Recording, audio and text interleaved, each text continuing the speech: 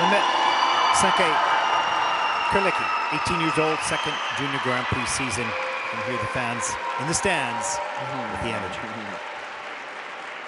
And Mehmet will be the first to attempt triple axe. He was successful with that to some degree in the short program, but had problems with the combination. He has those first two elements planned in the same order again today in the free skate.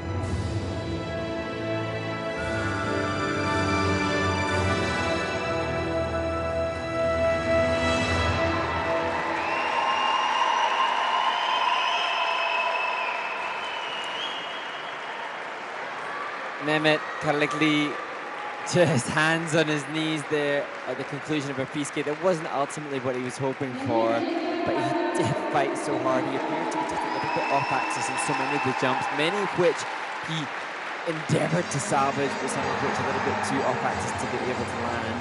But on the back of everything that you've been saying, Ted, about what's happening here in Turkey, his coach Tommy Prokinen was explaining the other coaches that have helped this summer. So he worked at Peak Ice Camps. He explained that he's been working closely with Igor Yutakov. And it's great to hear Tommy, his regular coach, just acknowledging all the support that they're having to create what is ultimately a great skater, just not a great skate. Big lean on this takeoff there, and it was going to be all the way around and landed, but he got too shoved that takeoff leg too far in front of him. Got on a big lead. The triple flip. Triple total on the quarter right there in the judging system. Comes back down the ice and gets that triple Lutz just in time to get the free leg back and allow him to get up in these 2 double axles. He would have lost a lot of points on that or had to put it in later.